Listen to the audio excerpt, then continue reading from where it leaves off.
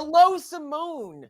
It's one of these episodes that's just stunning for me because I come into it being like, you know what? I'm going to try to untangle what Trump's true theological beliefs are. Okay. And my intuition going into this is he just didn't really have a theology and he just had never thought deeply about this particular subject. Right. Just Trump is great and everyone knows it. Yeah, He's the yeah. best. As I dug into it, though, I learned that that is very much not true. Trump Whoa. has a fairly detailed theology that he doesn't share with the public a lot. So just, this is not what he signals to the public anymore. But when you understand his theology, a lot of his behaviors that otherwise seem crazy or insane or don't make sense all of a sudden make sense. In fact, I would argue that to understand and predict Trump's behavior, you need to understand his theology. And the other weird thing about this theology is while it is not a traditional Christian theology, it came from a traditional Christian church, Oh, but just a unique one. Oh, wow. and we're going to go further here because I also think that his theology has changed a lot recently, given that he thinks he's about to die. Or not about to die, but he's sort of like, it's the end of my life. He's He no longer contemplating his legacy.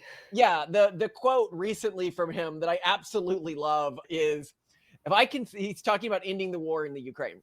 He goes, if I can save 7,000 people a week from being killed, I want to try and get to heaven if possible, Trump said. I'm hearing that I'm not doing well. I'm really at the bottom of the totem pole. But if I can get to heaven, this will be one of the reasons. And I just love this idea of Trump beginning to get worried because, he's cheated on spouses. He doesn't really go to church. He doesn't seem to understand much about the Bible. If we're going to talk about like not understanding, there's the famous quote that I love in the Bloomberg interview when asked what his favorite Bible verse is. He's just like, the Bible's my favorite book. Okay. You mentioned the Bible. You've been talking about how it's your favorite book. And you said, I think last night in Iowa, some people are surprised that you say that. I'm wondering what one or two of your most favored Bible verses are and why. I wouldn't want to get into it because to me that's very personal. When I talk about the Bible, it's very personal, so I don't want to get into verses. I don't want to get into... There's no verse that means a lot to you that you think about or cite? The Bible means a lot to me, but I don't want to get into specifics. Even to cite a verse that you like? No, I don't want to do that. You're an Old Testament guy or a New Testament guy? Probably equal. I think it's just an incredible... The whole Bible is an incredible... I joke very much so. They always hold up the Art of the Deal. I say my second favorite book of all time. But I just think the Bible is just something very special. I don't know. I can't name a book from it. I can't name a quote from it, but it's my favorite book. Usually just a very personal thing. I'm not going to talk about it. Yeah, and then during a family leadership summit interview, he said, why do I have to repent or ask for forgiveness if I'm not making any mistakes? Which is a very Trump thing to say. It does not align with traditional Christian theology. Then once when he was giving a speech to a university campus, he called, and this is the type of thing I do because I don't go to church often, he said 2 Corinthians instead of 2 Corinthians. And I asked Jerry and I asked some of the folks because I hear this is a major theme right here, but 2 Corinthians, right? 2 Corinthians 3:17.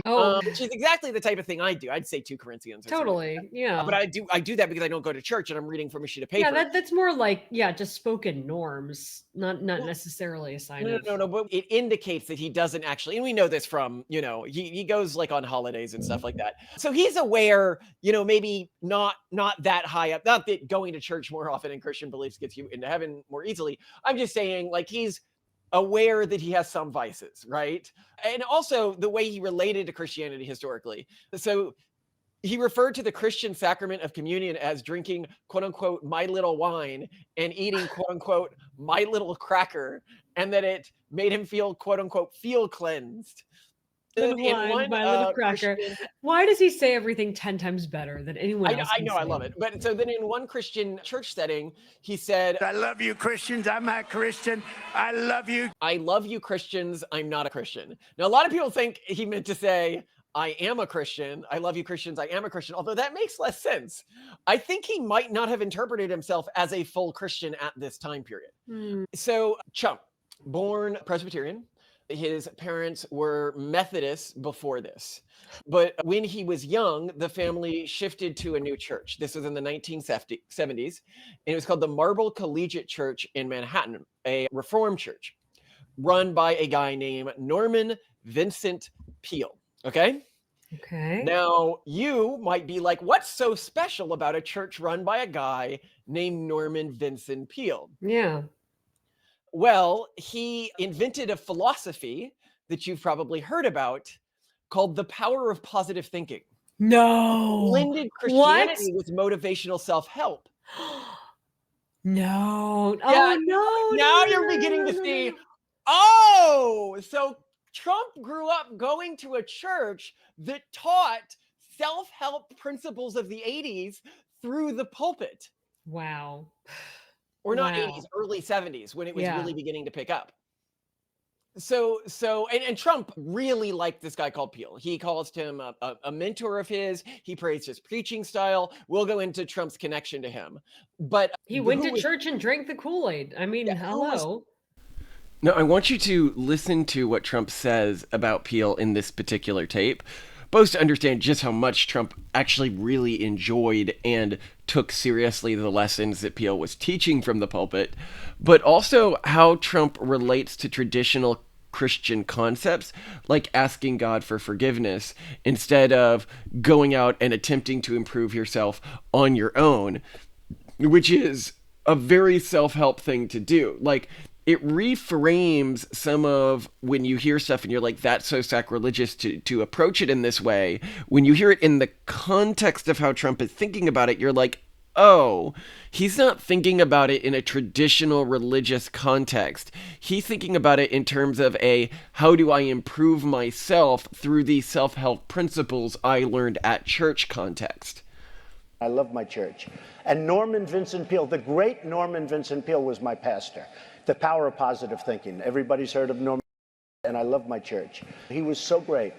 He would give a sermon, you never wanted to leave. Sometimes we have sermons, and every once in a while we think about leaving a little early, right, even though we're Christian. Dr. Norman Vincent Peale, Frank, would give a sermon. I'm telling you, I still remember his sermons. It was unbelievable. And what he would do is he'd bring real-life situations, modern-day situations, into the sermon. And you could listen to him all day long. When you left the church, you were disappointed that it was over. He was the greatest guy, but he was a great... He wrote The Power of Positive Thinking, which is a great book. But have you ever asked God for forgiveness?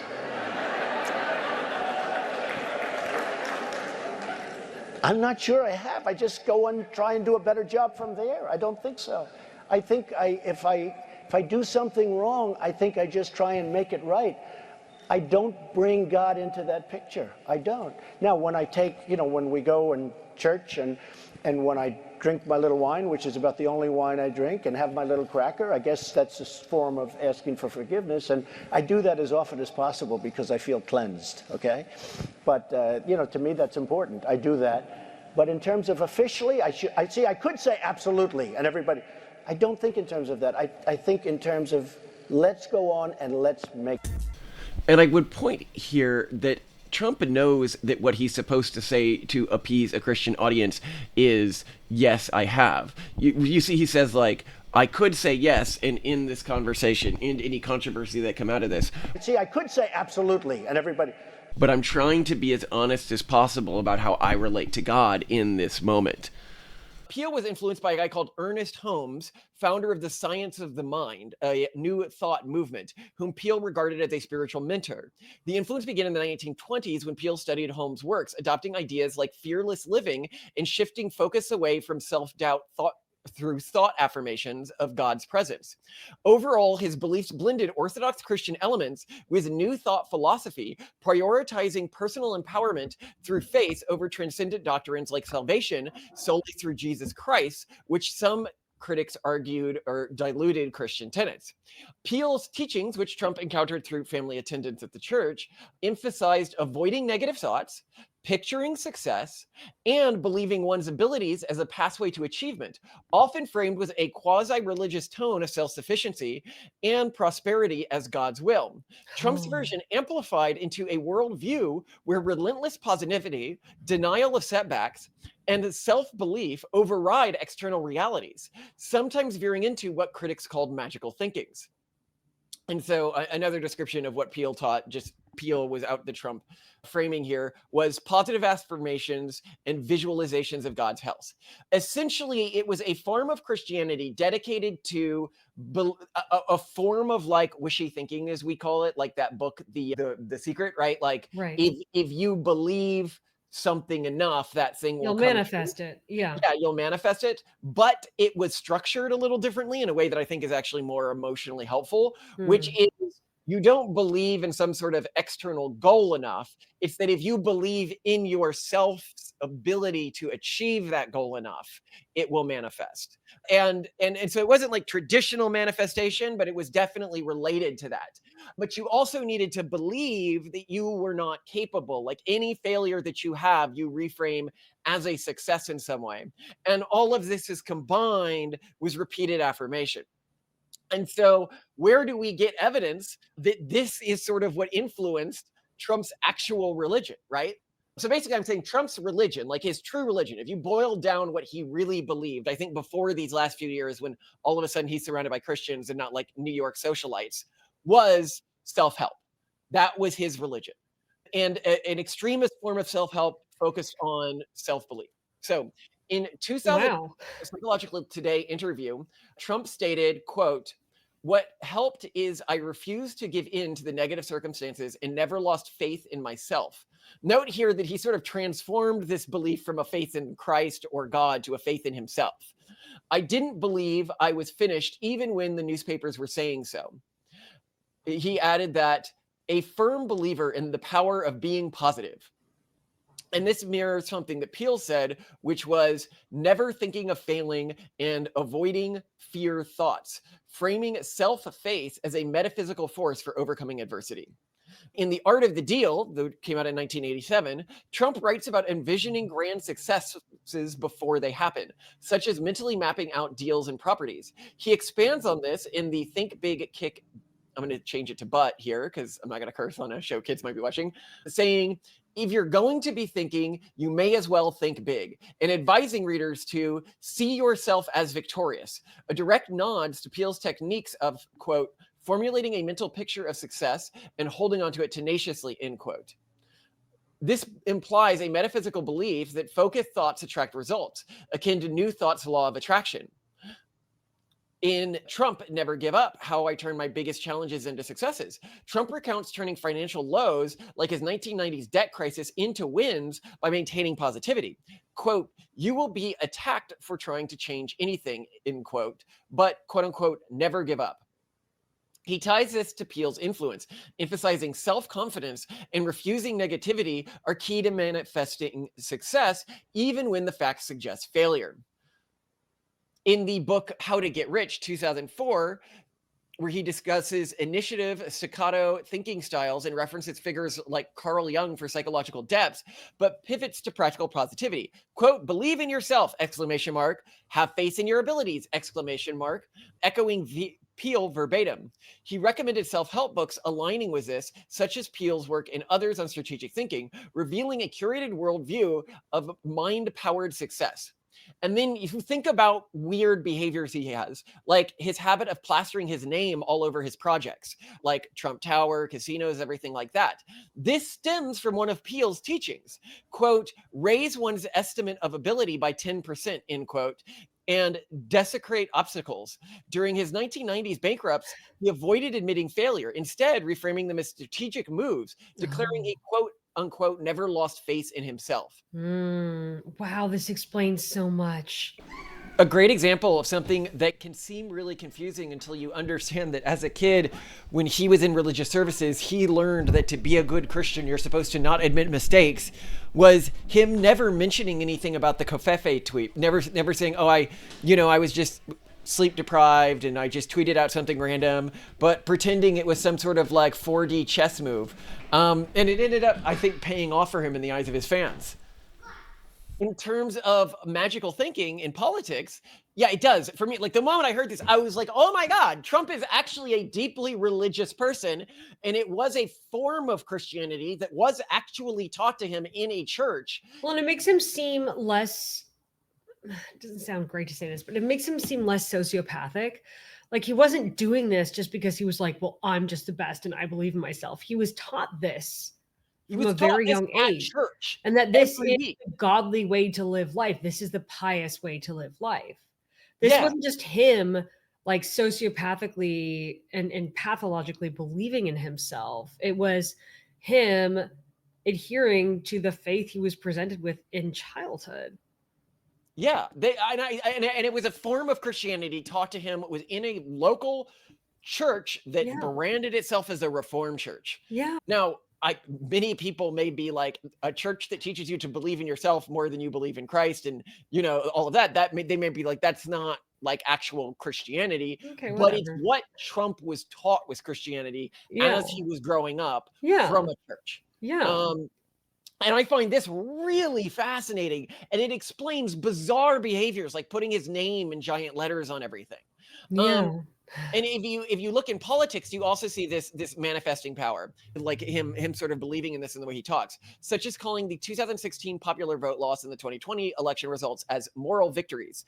And then when he was early dealing with COVID-19, if you look at this with Peele's philosophy of depreciate every so-called obstacle, he downplayed it in the early days, saying it'll disappear like a miracle. Like if he believed that is what would eventually happen.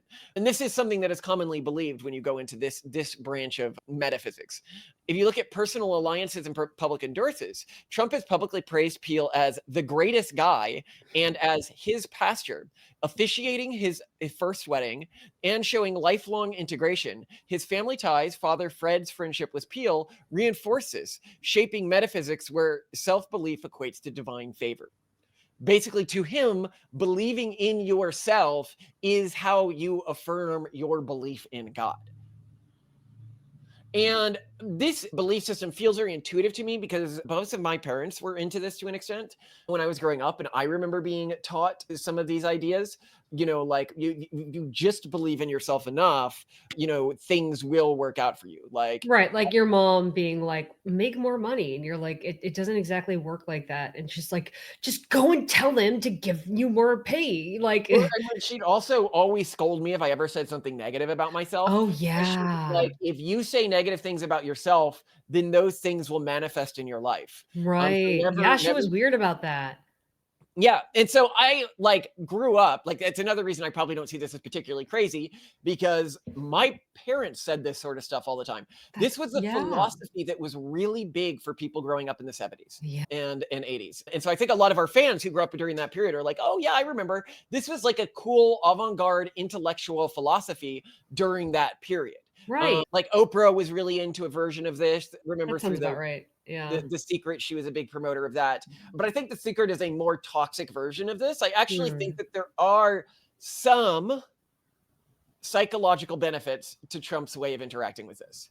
But I also want to we're going to go over all the other places where he talks about religion, because I find this really interesting to try to peel out his religious journey. But before I do that, I want to go over this idea of his evolving spirituality. Because if you look at these older things, like I'm not a Christian, right?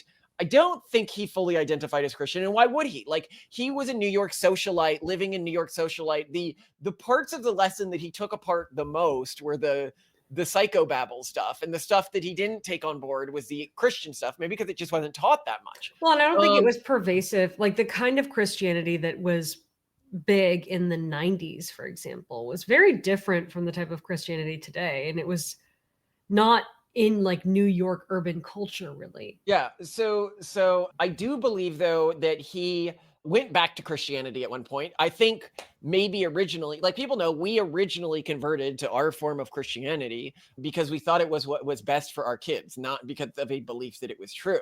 We came to a belief in it was true after converting for our kids. And I think that this happens for a lot of people. Like a lot of people can say, did J.D. Vance convert to Catholicism because Peter Thiel was his sort of what's the word here? Patron, right? And he wanted to win elections. Honestly, 75% chance that the original conversion was in part motivated by political beliefs and political opportunism. But I believe now he is 100% Catholic. Same with Trump. I think Trump originally started framing himself as Christian. Again, not understanding what Christianity was, making these early mistakes. Like, why would I ask God for forgiveness? I don't make mistakes, right? Like, to him, that's a totally normal thing to say, given the church he grew up in. But because he's been surrounded by believers for so long now, I think that he's beginning to change in these beliefs and really deeply believe in something closer to a traditional form of Christianity. And with that, he's now applying his metaphysical framework to this new Christianity, to like the, oh God, if heaven does exist, I have sinned a lot. Like, and a lot of people think I've sinned a lot. So like, maybe, well, I got to do something big so that when I get to the pearly gates and they're like, what about all those times you cheated? What about all those times, you know, you lusted after other people? What about all those times? He's like, wait a second here. 7,000 people a day. 7,000 innocent souls a day I saved by ending that war. It must a day. He's going in there with the art of the deal. He's stacking his hand. Oh my gosh.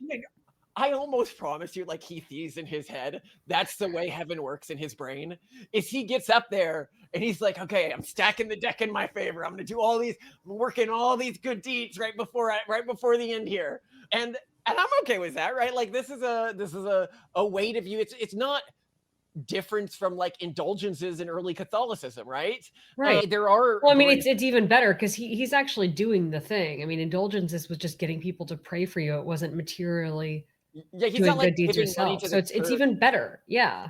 Yeah, he's just like, he's literally trying to pay in good deeds, which great for him. Nobody tell him that most Christians today believe it's faith alone. Even Catholics, by the way. A lot of people think Catholics don't believe it's faith alone. Oh, yeah. But Catholics do believe it's faith alone, but good deeds are also important for like another reason. I don't fully understand it, but like I listen to a lot of theologists on YouTube and this is what they tell me. But anyway, don't tell him that or he's going to stop doing good faith deeds. Alone seems like a cop out. That's depressing. But it's not just that. I also think that Trump genuinely cares about people dying. Apparently, to insiders who know him, it's something that he obsesses over a lot, is people dying in wars, and that he talks about a lot. He comes across as a deeply empathetic person who's affected by human suffering on a profound level. Absolutely. So, I now want to get into a piece that I really liked because I think it shows Trump's sort of quest on this front that was put out by the Free Press. You know, I love it, called Trump's Quest for Heaven. And it's a short piece, but I think it really shows his chase here. So Trump is getting a fair deal of criticism for his efforts to end Russia's war against Ukraine. Just check out what Peter Baker, the New York Times chief White House correspondent, has been saying about it. And while Baker is no dummy, and I sort of am, I'm kind of impressed with this round of Trump diplomacy. Trump didn't get the ceasefire he was hoping for when he met with Vladimir Putin in Alaska last week. But I liked it when a few days later, he was in the White House standing with Vladimir Zelensky and 7 European leaders. Trump critics insisted that the Europeans went there to babysit and prevent another fight with Zelensky in the Oval Office. But to me, it looked like a united West led by the US trying sincerely to end the war while showing Putin that he would be very stupid to start another one. And now, in a welcome departure from his previous hostile stance towards Kiev, Trump is talking about security guarantees for Ukraine. They all laughed about Zelensky's new suit look in the Oval Office, and there was no spat between him and the vice president. The whole thing was very much like, Mom and Dad might actually work this out in time for Christmas. The Europeans are stepping up. And some credit has to be given to Trump in that regard. They're increasing their defense spending. The Germans are rolling out Panthers again, which naturally makes us all a bit nervous, but is probably a good thing in this case. And we can't be sure that they would be doing any of this if Trump hadn't cajoled and browbeaten them for years. By repeatedly threatening to withdraw from NATO, he might have very well have saved it. Could this be the art of the deal in action? I don't want to go that far. That's the other person saying that. I actually think it is. And I think something that people missed in a lot of the sort of positioning that Trump has, where he'll take one position, then he'll take the other position, then he'll take the other position. And they're like, oh, this is like a failure of negotiation, but it isn't at all a failure. This is what you need to do to negotiate. If people don't know that you can switch teams, then they have no reason to compromise with you. So suppose you're in a room with Putin or something like that. And I love this masterful troll that Putin's troops did after the US Putin meeting. And everyone was like, oh, Trump endorsed Putin by bringing him in the limo. And so they put US flags next to Russian flags on their APCs invading Ukraine, because of course progressives freak out about that. But then Trump immediately goes back. And remember, the first time he meets with Zelensky, he basically shouts him out of the room. You know, they're like, how are you not grateful about any of this? They got in a big fight with Zelensky, which, as a sign to Putin, so like you're going to Putin. Basically, Trump is like going to Putin like, I have shown publicly that I am willing to play game with you, right? Putin then goes, I'm not going to end the war. I'm not going to budge on anything. Trump then at first signals, you know, and he did this through a number of like tweets and stuff like this, like, I'm very angry at Putin about this, right? But then he goes, Putin sort of finalized it in this peace talk where Putin's just like, I'm not going to do it. So Trump had given Putin the most he could possibly give Putin to put Putin on the good foot. If Putin was ever going to be persuaded to do this, Trump needed to first have the big falling out with Zelensky. He then needed to be nice to Putin. He then needed to have this meeting with Putin while also making it clear that he would switch to the other side. Putin doesn't agree. Then Trump has this meeting with Zelensky, reaffirms U.S. support of Ukraine in the war financially. And at the same time, by doing this flip-flop, he gets Europe to fund Ukraine even more instead of leading us to foot the bill. Sounds good to me. Across the board, it's fairly clever diplomacy.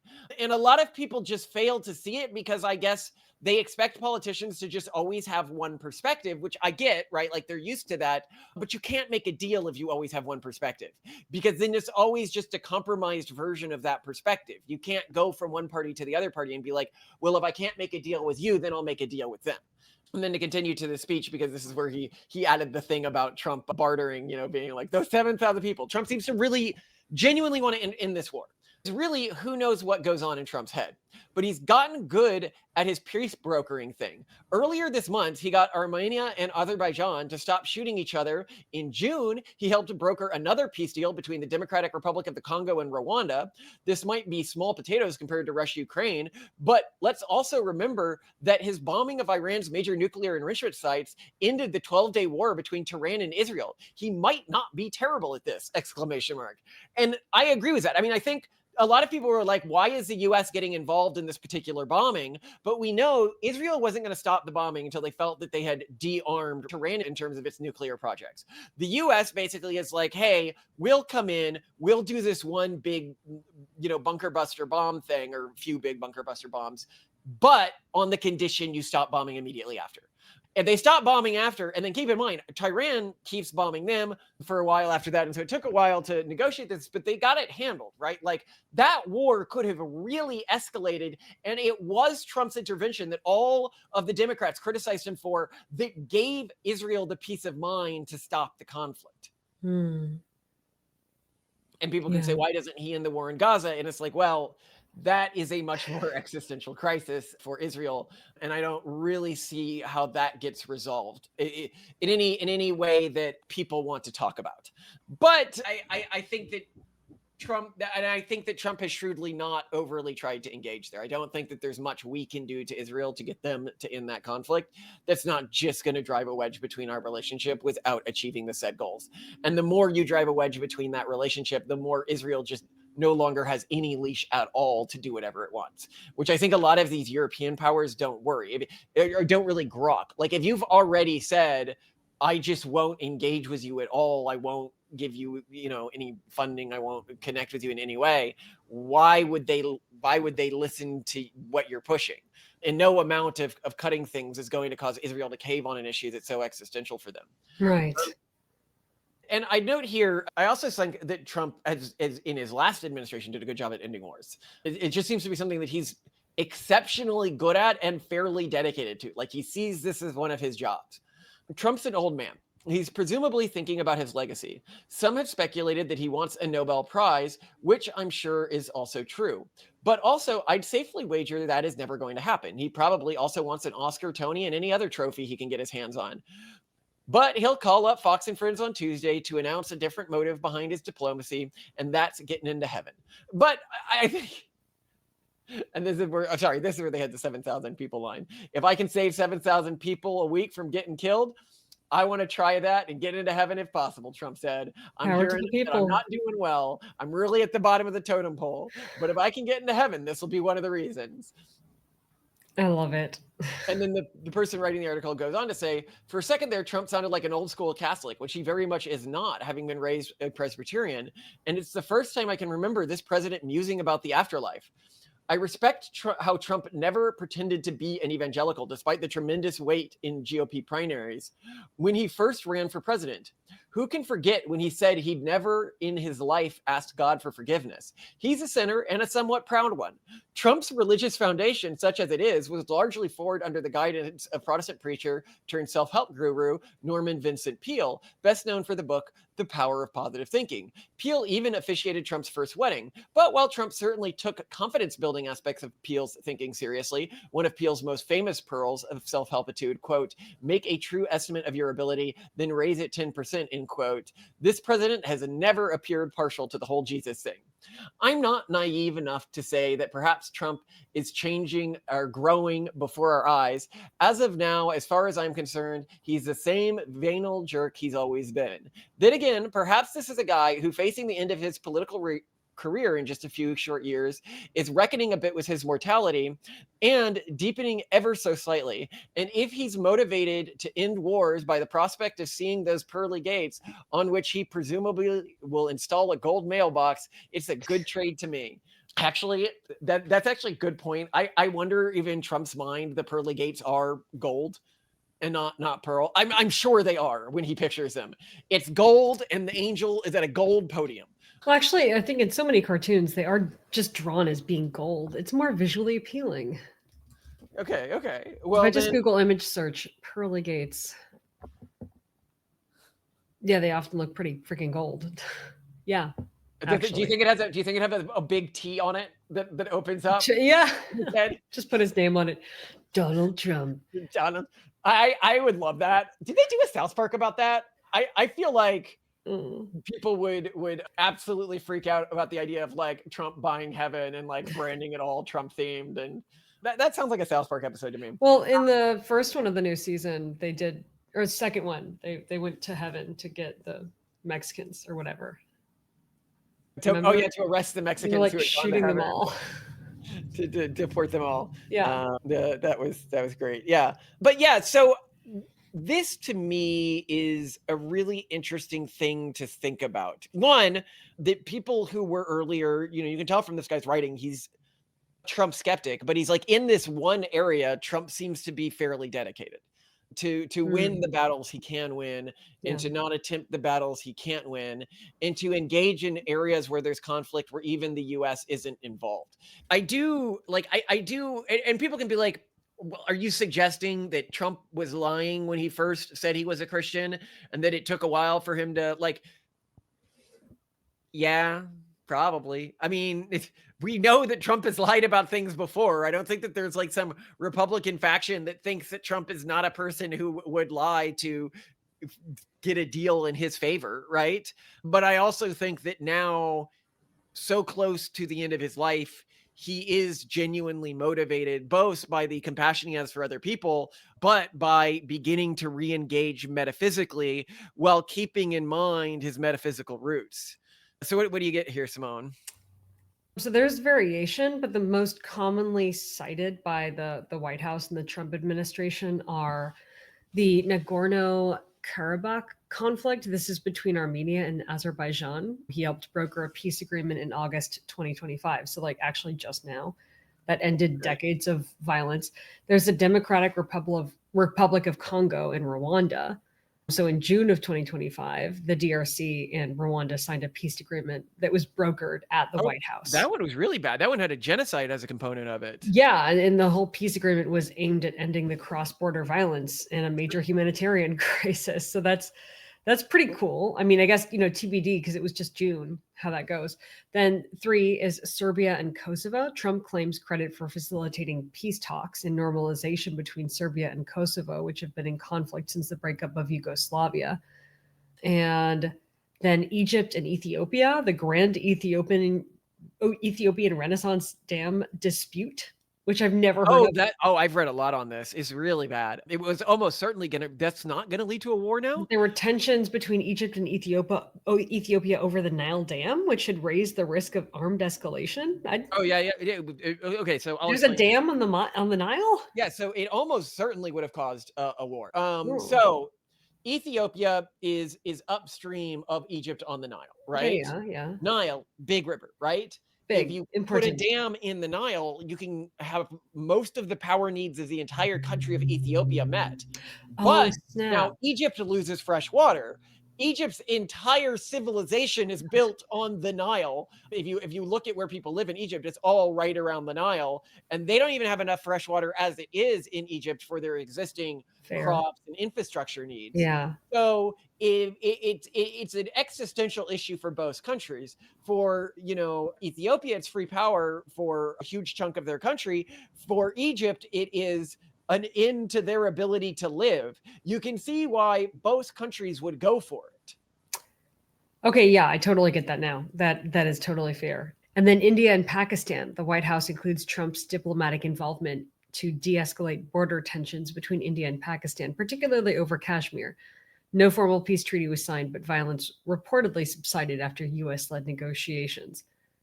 That was flaring up in May. So no, and the countries have nominated him for a Nobel Prize. So sorry, it was Pakistan only, not India as well, because India has some weird thing about foreign powers intervening in the mediations. But anyway, Pakistan, who nominated him for a peace prize, stating it was for his decisive diplomatic intervention and pivotal leadership. For that, I can't remember if it was India or Pakistan, but Go I think it was Trump. Pakistan actually. Yeah, I mean, props. So yeah, he definitely, from their perspective, was the key player in ending the conflict. You don't do that if you don't think that he was the one who got this done. And that could have been a nuclear war. That could have been an absolutely egregious war. Absolutely. But can you look at the ones from the last administration of his? Because those are all from this administration. I don't want and also look at the context of them. But the other thing I wanted to note here is the war end with the Ukraine. So a lot of people, they'll look at me and they'll be like, well, you don't just want to end a war. Like, what about all the people who have died so far in the war in the Ukraine? Like, how dare he end this on Russia's terms, i.e. keeping the existing land and even in some areas pushing back past the existing front lines.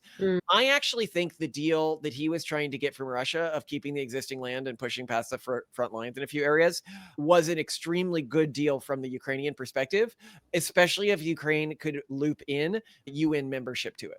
I don't think that they'd be able to get NATO membership, but I think they could have gotten UN membership if they made the territorial concessions. And people can say, Malcolm, how could you say that? And I'm like, bro, Ukraine has a fertility rate of like 1.2. They're basically halving their population every generation. Russia is at about the same level, okay? In the new world order where populations of productive individuals are falling rapidly, what matters is your population, not how much land you have. And if you trade population for dirt, people 100 years from now are just going to see it as crazy. They're going to be like, why did anyone ever do that? Why did no one cares? Worse trading human lives for soil, right? Like as soon as you know that you're going to be losing 1,000 citizens a day or something like that, keep in mind, these are fathers of people's kids and stuff like that, right? You get to a point where you've just got to be like, I guess that now we just have to say it sucks that this happened. And you can be like, oh, you are giving into a dictator, right? And I always point out Russia is not in a position now to do another war. Everyone's like, oh, next they'll attack, Northern Europe or something like that. I'm like, they had this giant stockpile from the Cold War of old musicians and old planes and old trucks. Munitions. Munitions, yeah. You said musicians, and it was just a very Musicians, visual. old This musicians stockpile of old musicians. that they shot at the Ukrainians. Yeah. So they of mimes as well. Mimes. So they sent their mimes and musicians to the Ukraine. No, but they had this giant stockpile. That is what allowed them to fight the beginning of this war. But they have burned through that stockpile at this point. No kidding. And second, they also lost a lot of their fighting population. They just don't have, like, no normal country would have fought to a level of depletion of their troops as Russia has. The only reason they fought this far is because Ukraine's allies are basically keeping it from invading Russia. And the way we know that is when there was, turning against Putin and then marching on Moscow, right? There was no forces to stop him. He was basically just able to march straight to Moscow. It looked like, was very little pushback with only a fairly small contingent of troops, which showed that Russia cannot defend itself right now if somebody went into Russian territory. Well, I mean, though that didn't exactly. Well, it didn't exactly go the way he wanted it to, but it was not because of Russia's ability to defend itself with its own troops. Right. It was due to sort of internal politics. Yeah. So that was not great for Russia. But yeah, the point I'm making here is, and in addition to all of that, like, not only do they not have the manpower or anything like that, but this war, Putin went into it because all of his intelligence told him this is going to be really easy. You're going to be able to run and take the capital. Everyone's going to forget about it. We've paid off all the politicians. Don't worry about it. We've paid off all the politicians. This is what everything. Even if all of Putin's intelligence services were telling him, don't worry, you can just take Estonia, you can just take Finland, you don't need to worry about this at all. We've handled everything. Europe's not going to react, which they're not telling him. I promise you this is not what they're telling him, because this isn't true. But even if they did tell him that, do you think he's going to believe it this time? Do you think he's going to risk a giant black eye like this again? No, he's not. Not for the rest of his life is he going to risk this again. This idea that he's just going to be like, oh, I won that one. Yay. Look at these, minor territorial gains I made. What's going to happen is he's going to be like, well, I better make sure I don't do that again, because I am out of weapons and I am in a dangerous position geopolitically because of my incredibly low fertility rates, which are lower than most European countries. And keep in mind, they also had a giant brain drain as well because of the war, which again puts them on the back foot economically when they switch out of a wartime economy. So I just don't see that. And then people are like, what about the nukes? I point out to people that Russia hasn't successfully tested one of its nukes since before I was born. Oh, and if their nukes are in any condition like the rest of their they won't work. They're incredibly hard to keep up. Yeah. Since 30 years ago or more, since anyone has tested that these nukes work. I can guarantee you they are terrified to attempt to use one of these nukes. And you can say, oh, well, at least they try it. I was like, you know what? The fact that they haven't tested one recently to show the world that they still work, to me indicates that they know they don't. So I'm just not worried at all there. Because if he wanted to do that, what he would do, like, this is me. Okay, I'm in Putin's shoes, right? Okay. I want to be able to use nukes to scare people and other politicians in a war. What do? I go and I secretly test some to see if they work. And then if they work, I announce that the test happened. Obviously, it comes up on like seismographs and like public stuff, and everybody else knows they work. But I do this in secret. And I would certainly try this. I'd want to know if this stuff works. So my best guess is Putin actually has tested the nukes and that they don't work. I don't see why he would leave this up to chance. That just seems illogical. So my best guess is Putin has tested his nukes and he knows they don't work. Now, people would say you shouldn't roll the dice on something like that, but I'm like, but there's not a lot of reason for Putin to escalate in that way, because that would cause other people to escalate with potentially attacking the homeland, even if they don't go in with nukes. And that's very bad for him. Like, you can say, like, well, what if 1 in 5 of them works or something like that? Still very dangerous for him to engage in that sort of, doing a, what's the word I'm looking for here? Coordinated, like, nuke strike. And keep in mind, every part of the nuke has to work. The giant missile has to work. The warhead has to work. True. It's so many things. When you look at the fact that the jets had been like internally stripped and all their parts had been sold. So bad. I'm not so worried about the nukes. But anyway, the point here being is I actually think that from a morality perspective, I know it sucks, but in terms of what you can realistically accomplish, because why would Putin give up his territorial gains? Like just think about it like a businessman doing a deal. Why is Putin going to give those up? You could say because his people are dying. Not exactly. He's in kind of a different position than the Ukraine in terms of people dying. So Putin puts into his troops people who are in prison systems, people who are of ethnic minorities. He doesn't really put lots of productive ethnic Russians in his troops. When I say ethnic Russians, I mean like of his sort of Slavic ethnic background. He is essentially trying to create a eugenic genetic pressure through the war, while also shoring up his ethnic group, which is uniquely low fertility, by exterminating other ethnic groups. For him, it's kind of okay if the war keeps going on. In the Ukraine, that's not the case. In the Ukraine, it's like patriotic Ukrainian like programmers who are in the war. So it's a very different scenario in terms of how each side values the lives that are dying. And Simone recently asked me, well, why isn't Zelensky taking the deal if it just ends the death? And I'm like, two things. He genuinely does believe Russia will attack again, which I think, they did attack Georgia again after the peace deal. So I understand that. And the US did have a pact saying that they would protect Ukraine when Ukraine gave up its nukes. So I can see why he doesn't believe us when we say otherwise now. But what was I going to say here? I just think he's wrong in this assertion if he can get EU membership. I do not think that if he can get EU membership, people will see this the same, or Putin would see attacking it the same. I mean, it would be a huge win economically for the existing people who do survive within the Ukraine. The second reason I think he's doing it is because he is really scared legacy-wise about all of the people who sacrificed themselves sort of having their lives not matter in his eyes, but they saved all of Ukraine. Putin wanted Kiev. Putin wanted the whole thing, okay? Yeah. So yeah, that's where we are with that. And I appreciate what Trump is doing with this. By the way, wars ended in the first administration. Did you get any here? Highlighted is Israel and the UAE, the Abraham Accords. That was the big one, August 2020. Big one, yeah. Yeah. Then there was also Serbia and Kosovo. Trump administration facilitated economic normalization agreements in September 2020. I don't remember, but I mean, it was 2020. Who knows what was going on then, right?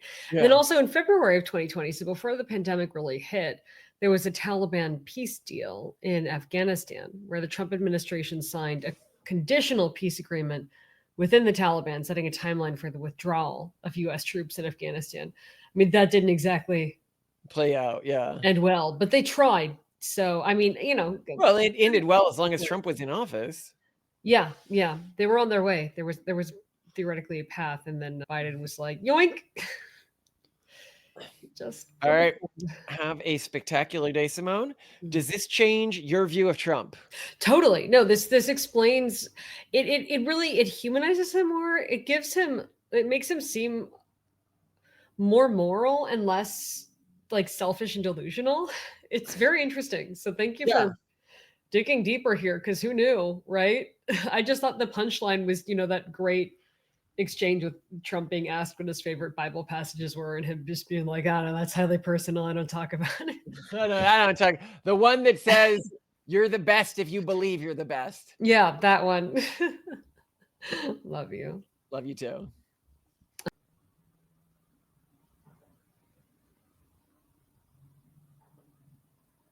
How about now?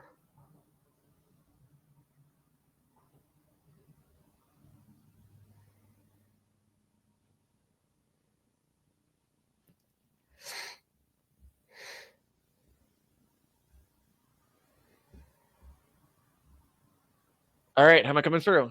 Yes, I can hear you now. Good. That is absolutely wonderful. Sorry for being late again to start this.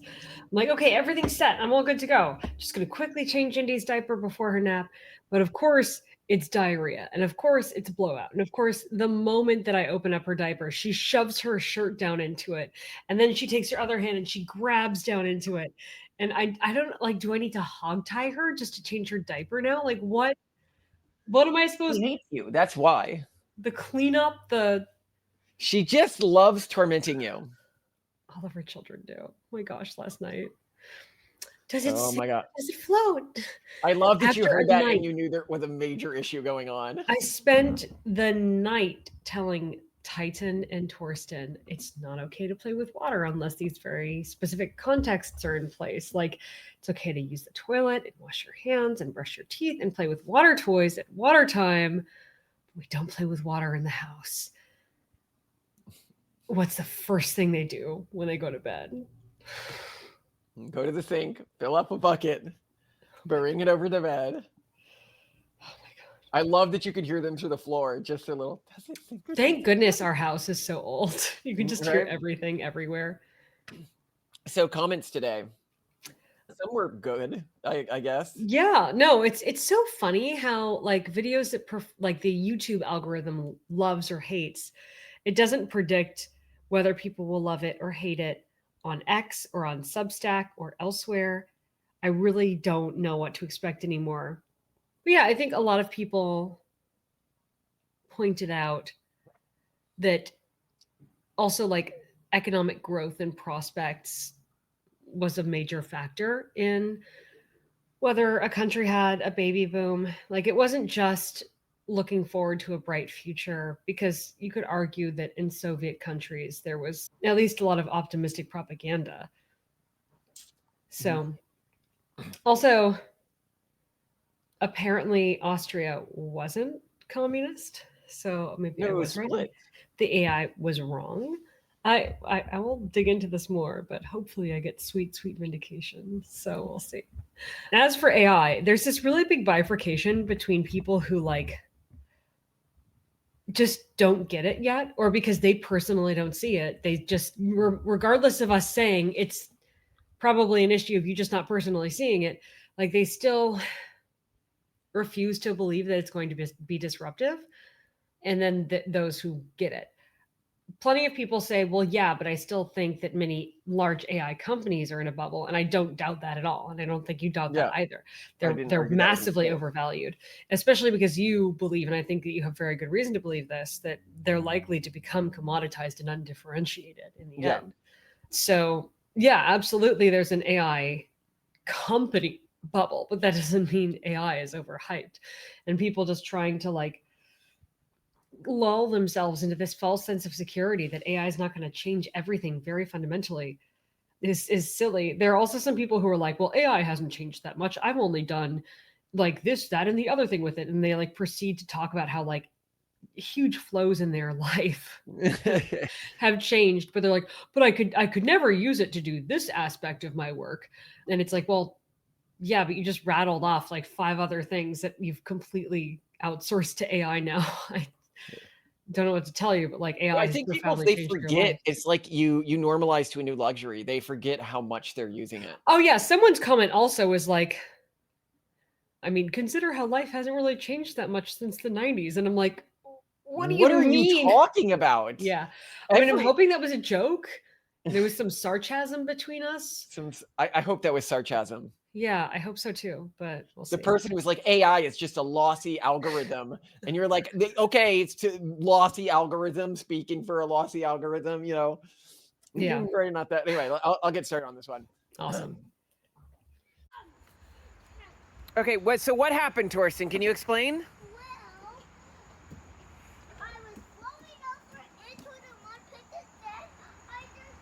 Octavian, did you make a mud moat around our house? Yes, I did. And is that how we're going to be protected? Yeah. And what happens when a bad guy gets in the mud moat? He will not like the mud, and when he's distracted, feed the mud off and get us shoot him like this. That makes a lot of sense. Professor, what about you? What are you going to do when the bad guy gets in the mud moat?